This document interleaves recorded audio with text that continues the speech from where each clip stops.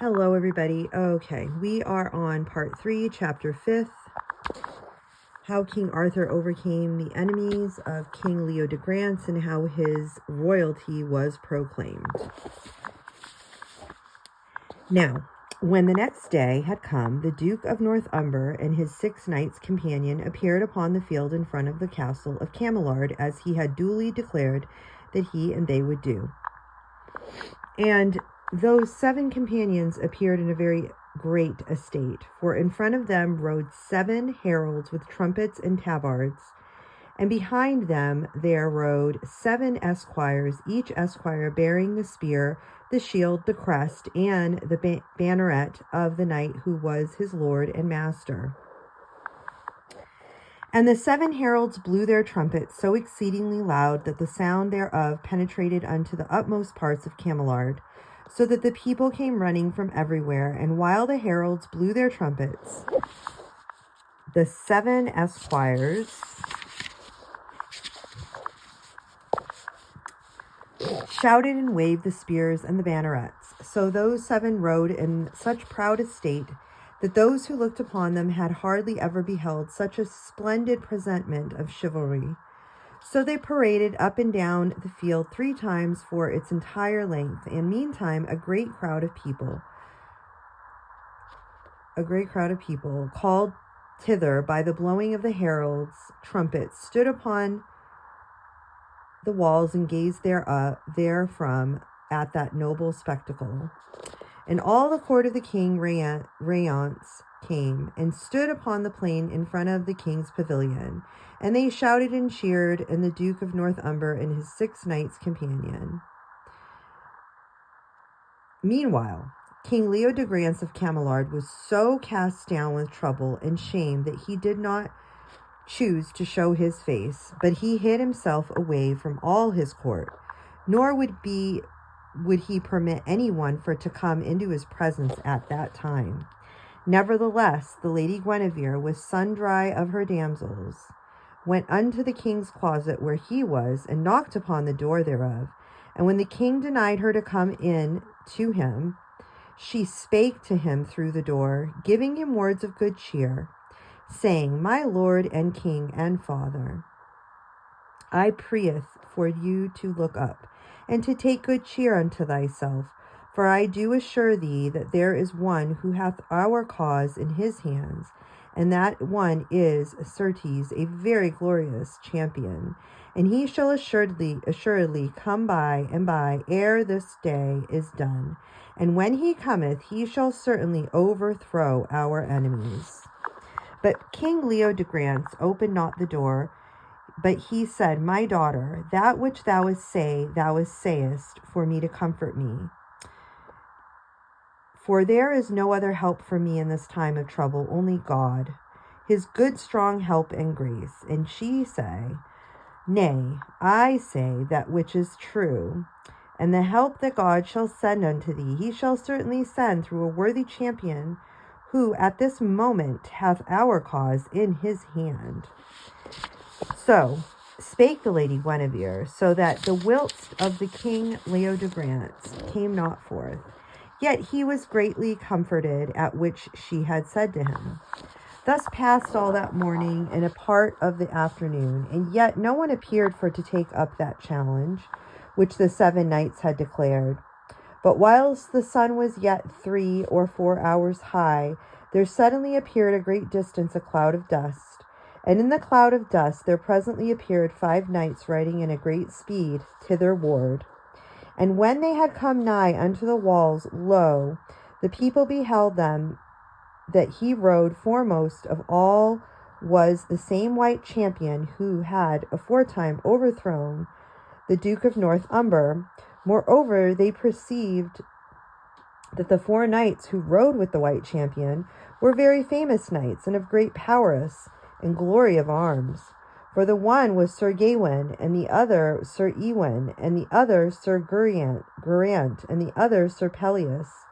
For the people of the castle and the town knew those 4 knights, because they had dwelt for 2 days at Cameliard, And they were of such exceeding renown that folk crowded from far and near for to look upon them whosoever when they appeared for their walk abroad.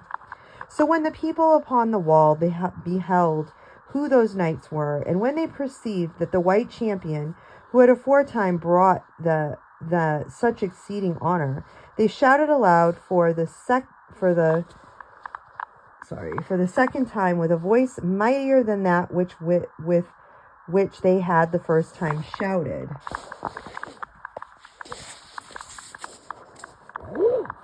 Now King Leodegrance heard the people shouting, whereupon hope awoke up of a sudden within him. So he straightway came forth with all speed to see what was ado. And there he beheld those 5 noble champions about to enter into the field below the castle walls. And the Lady Guinevere also heard the shouting, and she came in forth likewise. And behold, there was that white champion and those 4 other knights. So when she beheld the white knight and his 4 champions at arms, her heart was like to break within her for pure joy and gladness. Wherefore she wept for the passion thereof, and she laughed that while she wept. And she waved her kerchief unto those 5 noble lords, and kissed her hand unto them. And the 5 knights saluted her as they rode past and into the field. Now when the Duke of Northumber was made aware that those 5 knights had come against him and his knights companion, for to take up his challenge, he straightway came forth from his pavilion and mounted his horse. And his knights companion came forth and mounted their horses. And he and they went forth for to meet those who had come against them.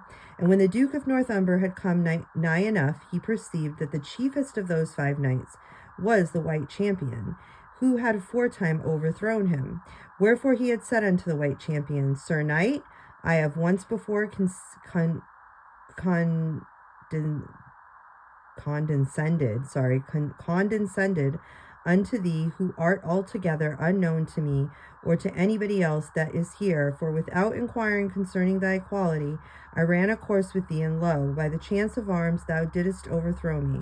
Now this quarrel is more serious than that, wherefore I and my companions at arms will not run a course with thee and thy companions, nor will we fight with thee until I first know that in the quality of him against whom I contend.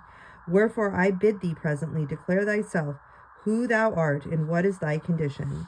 Then Sir Gawain opened the umbril of his helmet, and he said, Sir Knight, behold my face. We know that I am Gawain, the son of King Lot. Wherefore thou mayest perceive that my condition and estate are even better than thine own. Now I do declare unto thee that yonder white knight is of such quality that he condescends unto thee when he doeth combat with thee, and that thou dost not condescend unto him. Ho, say Sir Gawain, quoth the Duke of Umber, what thou sayest is a very strange thing, for indeed there are few in this world who are so exalted that they may condescend unto me. Natheless, since thou dost avouch for him, I may now gainsay that which thou sayest.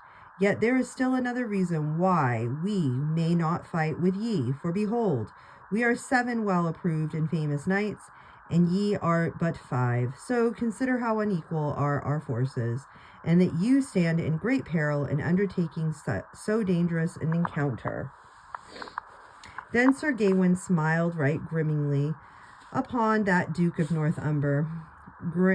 Gramercy for thy compassion, and for the tenderness which thou showeth concerning our safety, Sir Duke, quoth he. But natheless thou mayest leave the matter unto us the entire content of spirit upon thy part, for I consider that the peril in which ye 7 stand in fully to equal our peril.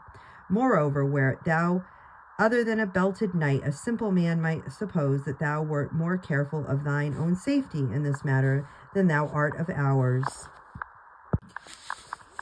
Now, at these words, the countenance of the Duke of Northumber became altogether covered with red, for his wist that he had indeed no great desire for this battle.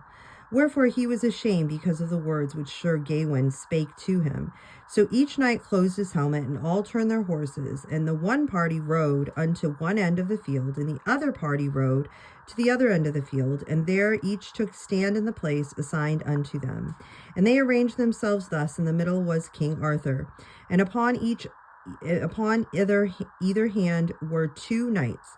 In the middle was the Duke of Northumber, and upon either hand were 3 knights. So when they had thus arrayed themselves, as they dressed their spears and their shields, and made them altogether ready for the onset, then King Arthur and Duke Mordaunt each shouted aloud, and the one party hurled upon the other party with such violence that the ground shook, and the thundereth beneath the hoofs of the horses, and the clouds of dust rose up against the heavens. And so they met in the middle, and the field was an uproar of such dreadful violence that one might have heard the crashing thereof for the distance of more than a mile away. And when the one party had passed the other, and the dust of the encounter had arisen, lo, 3 of the 7 had been overthrown, and not one of the 5 had lost their seat. At one of those who had been overthrown was Duke Mordaunt of Northumber, and behold, he never more arose again from the ground whereon he lay, for King Arthur had directed his spear into the midst of his defences, and the spear had held, wherefore the point thereof had pierced the shield of the Duke of Northumber, and had pierced his body armor, and so violent was that stroke, that the Duke of Northumber had been lifted entirely out of his saddle, and had been cast a full spear's length behind the crupper of the horse. Thus died that wicked man. For as King Arthur drave past him, the evil soul of him quitted his body with a weak noise, like to him, like a squeaking of a bat, and the world was well rid of him. Now, when King Arthur turned him about at the end of the course, and beheld that there were about 4 knights left upon their horses, of all those 7 against whom he and his companions had driven, he uplifted his spear and drew rein upon his horse, and bespake his knights in this wise: Messieurs, I am weary of all this coil and quarreling, and do not care to fight any more today. So go ye straightway and engage those knights in battle. As for me, I will abide here and witness your adventure. Lord, said they, we will do our endeavor as thou dost command. So those 4 good knights did as he commanded, and they went forth straightway against those other 4. Much encouraged that their king looked up their endeavor. And King Arthur sat with the butt of his spear resting upon his instep, and looked upon the field with great content of spirit and a steadfast countenance. As for those 4 knights companion that remained of the Duke of Northumber's party, they came not forth in the second encounter with so much readiness of spirit as they had done aforetime, for they were now well aware of how great was the excellent prowess of those other knights, and they beheld that their enemies came forth to the second encounter very fiercely, and with great valor and readiness of spirit. Wherefore their hearts melted away within them with doubt and anxiety as to the outcome of this second encounter. Nevertheless, they prepared themselves with such resolve as might be, and came forth as they were called upon to do. Then Sir Gawain drave straight up to the foremost knight, who was a very well-known champion, hight Sir Dinador of Montcalm. And when he had come sufficiently nigh to him, he lifted himself up in his stirrups, and he smote Sir Dinador so fierce a blow that he cleft the shield of the knight asunder, and he cleft his helmet. And a part of the blade of his sword brake away and remained therein. And when Sir Dinador felt that blow, his brains swam like water, and he was fain to catch the horn of his saddle for to save himself from falling therefrom.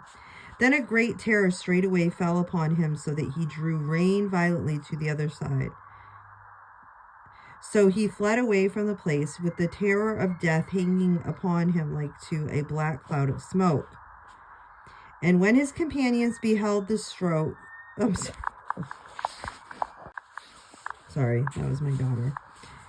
And when his companions beheld that stroke that Sir Gawain delivered, and when they beheld Sir Dinador flee away from before him, they also drew rein to one side and fled away with all speed, pursued with an entire terror of their enemies. And Sir Gawain and Sir Ewain and Sir Geraint and Sir Pelleas pursued them as they fled, and they chased them straight through the court of King Rience.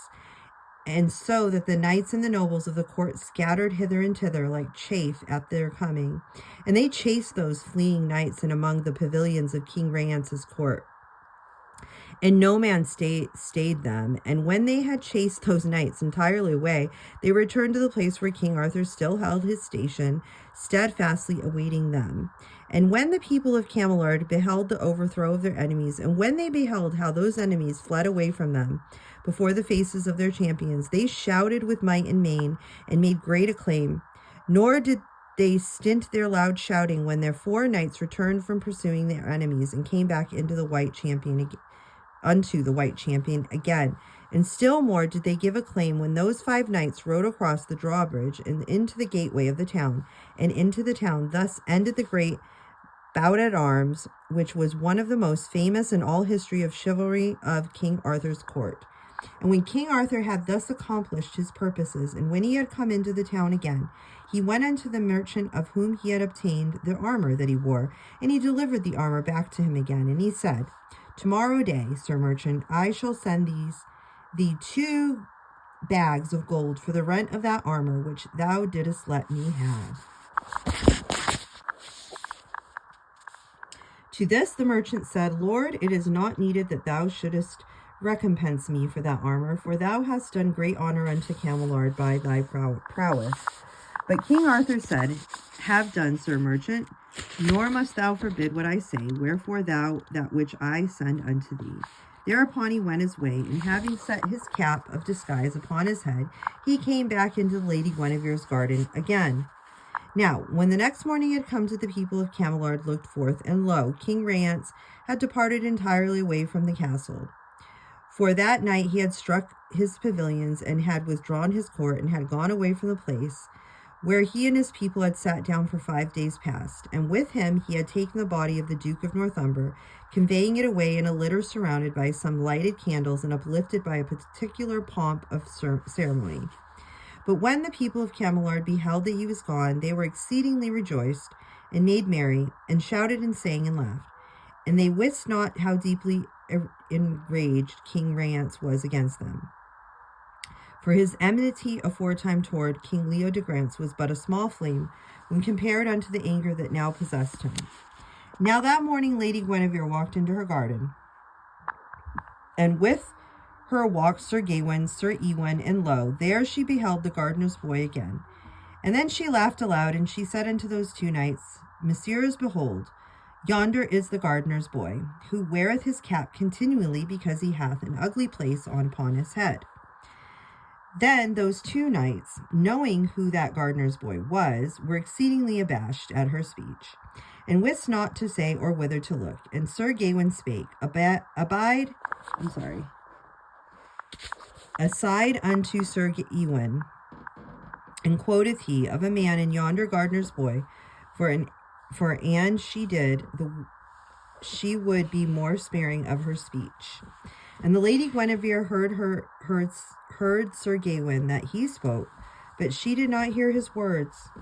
So she turned unto Sir Gawain, and she said, Sir Gawain, haply it doth affront thee that the gardener's boy should wear his cap before us, and maybe thou wilt go and take it off from his head, and thou didst offer to do 2 or 3 days since. And Sir Gawain said, Peace, lady, thou knowest not what thou sayest. Yonder gardener's boy could more easily take my head off from my shoulders than I could take his cap from off his head. At this the Lady Guinevere made open laughter, but in her heart,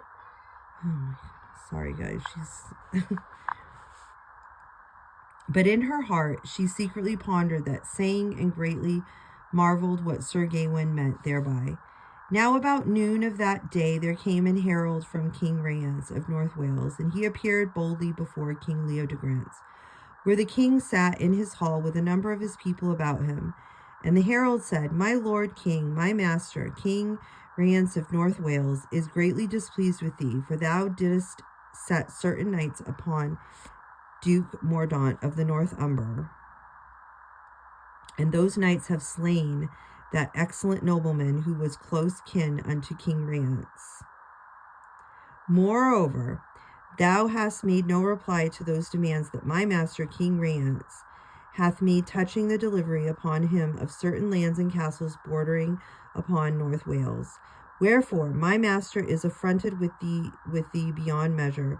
So my master King Rience bids me set forth of two conditions, and the conditions are these: firstly, that thou dost immediately deliver into his hands the White Knight who slew the Duke of North Umber. Secondly, that thou makest immediate promise that those lands in question shall be presently delivered unto King Rience. Then King Leo de Grance arose from where he sat and spake, so that the herald with great dignity of demeanor.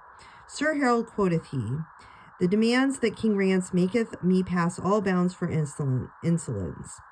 That death which the Duke of Northumber suffered, he suffered because of his own pride and folly. Nor would I deliver the White Knight into thy master's hands, even as I were able to do so. For those lands that thy master demandeth of me, thou mayest tell King Rience that I will not deliver unto him those lands, so much as a single blade of grass or a single grain of corn that groweth thereon. And the herald said, if so be that is thine answer, King Leo de Grance, then I am bidden for to tell thee that my master, King Rience of North Wales, will presently come hither with an array of a great force of arms, and will take from thee by force those things which thou wilt not deliver unto him peacefully. Whereupon, so saying, he departed thence and went his way. Now after the herald had departed, King Leo de Grance went into his closet, and when he had come there, he sent privily for the Lady Guinevere, so that Lady Guinevere came to him where he was. And King Leo de Grance said to her, my daughter, it hath happened that a knight clad all in white, and bearing no crest or device of any sort, hath twice come to our rescue, and hath overthrown our enemies. Now it is said by everybody that that knight is thine own particular champion. I hear say that he wore the necklace as a favor when he first went out against the Duke of North Umber. Now I prayeth, daughter, tell me who the white champion is, and where he may be found. Then the Lady Guinevere was overwhelmed with confusion, wherefore she looked away from her father's countenance, and she said, verily, my lord, I know not who that knight may be.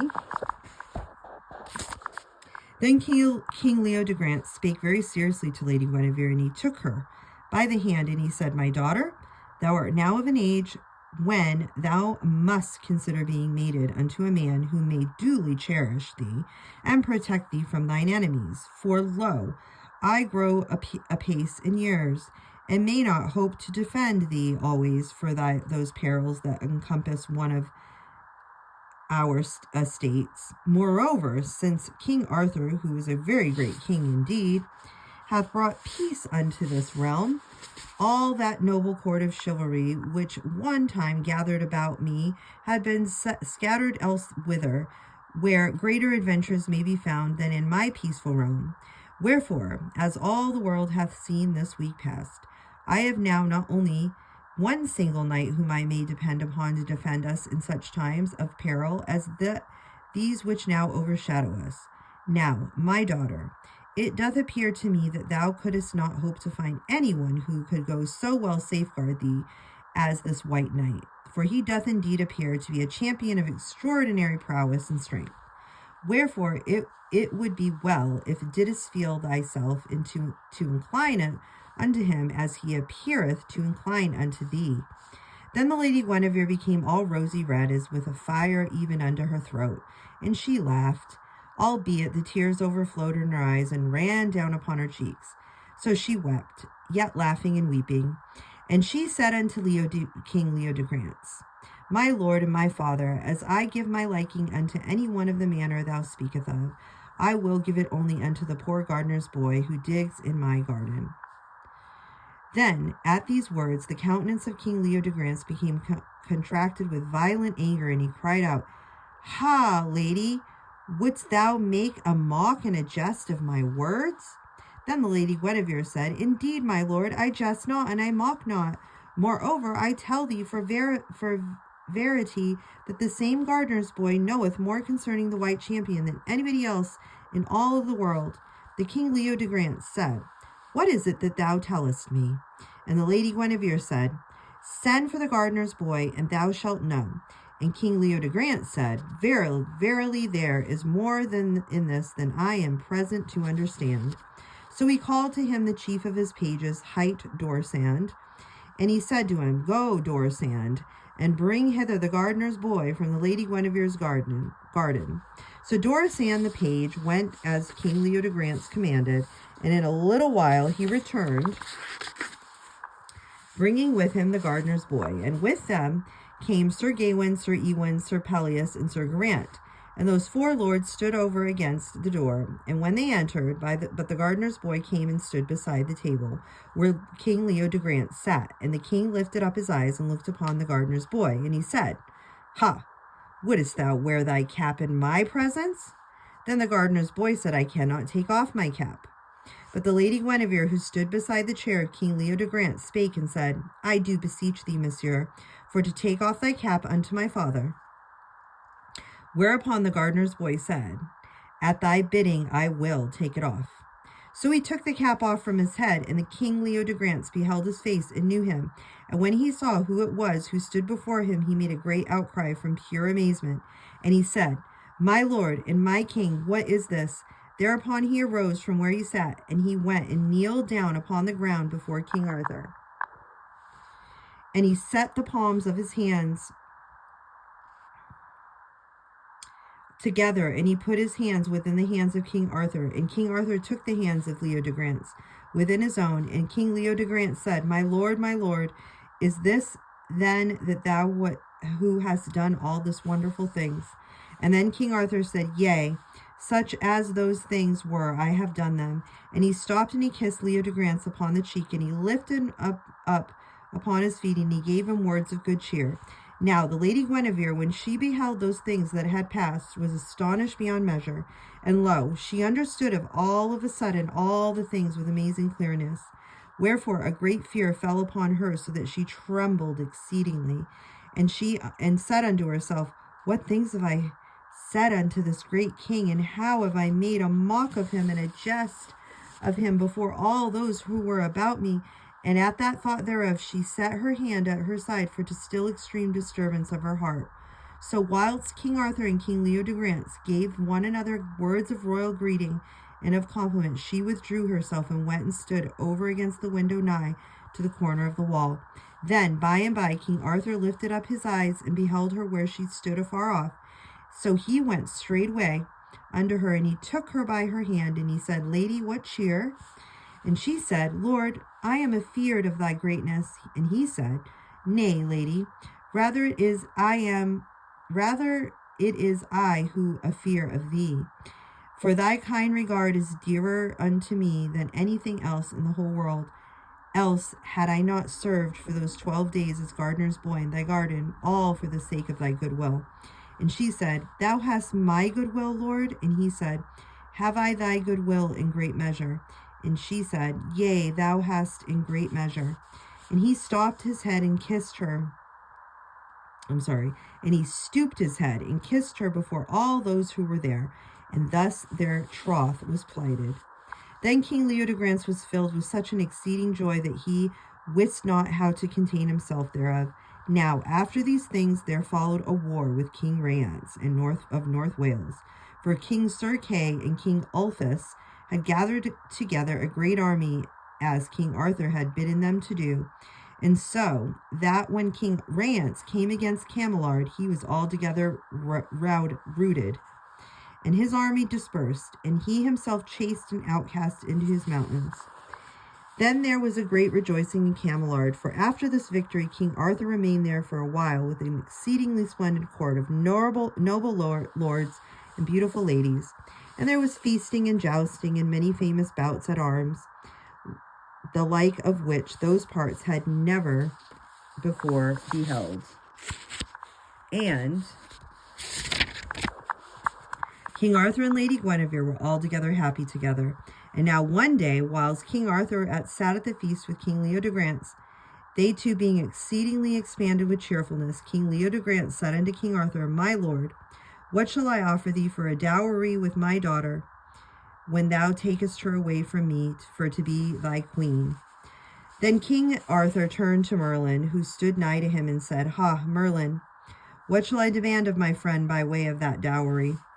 Unto him Merlin said, My lord king, thy friend King Leodegrance hath one thing, the which should be bestow upon thee, with singularly increase the glory and renown of thy reign, so that the fame thereof shall never be forgotten. And King Arthur said, I bid thee, Merlin, tell me what is that thing. So Merlin said, My lord king, I will tell thee a story. In the days of thy father, Uther Pendragon, I caused to be made for him a certain table in the shape of a ring, wherefore men called it the Round Table. Now at this table were seats for 50 men, and these seats were designed for the 50 knights, who were the most worthy knights in all the world. These seats were of such sort that whenever a worthy knight appeared, then his name appeared in letters of gold upon the seat that appertained unto him. And when the knight died, then would his name suddenly vanish from the seat which he had aforetime occupied. Now 49 of these seats, except one seat, were altogether alike, saving only one that was set aside for the king himself, which same was the elevated above the other seats, and was cunningly carved and inlaid with ivory and with gold. And the one seat was different from the others, and it was called the Seat Perilous. For this seat was unlike the others, both in its structure and its significance, for it was all cunningly inset with gold and silver of curious device, and it was covered with a canopy of satin embroidered with gold and silver, and was altogether of a wonderful magnificence of appearance. And no name ever appeared upon that seat, for only the knight in all the world could hope to sit therein with safety unto himself. For if any other dared to sit therein, either he would die a sudden and violent death within 3 days' time, or else a great misfortune would befall him. Hence the seat was called the Seat Perilous. Now, in the days of King Uther Pendragon, there sat 37 knights at that round table. And when King Uther Pendragon died, he gave the round table unto his friend King Leodegrance of Camelard. And in the beginning of King Leodegrance's reign, there sat 20 knights at that round table. But times have changed since then, and the glory of King Leodegrance's reign hath paled before the glory of thy reign. So that noble court of knights has altogether quitted him. Wherefore there remaineth now not one name, saving only the name of King Leodegrance, upon all those 50 seats that surround that round table. So now that round table lieth beneath his pavilion altogether unused. Yet if King Leodegrance will give it unto thee, my lord king, that round table for a dower with the Lady Guinevere, then it will lend unto thy reign its greatest glory. For in thy day every seat of thy table shall be filled, even unto the Seat Perilous. The fame of the knights who sit in it shall never be forgotten. Ha, quoth King Arthur, that would indeed be a dower worth for any king to have with his queen. Then King Leodegrance said, That dower shalt thou have with my daughter, and if it bring thee great glory, and if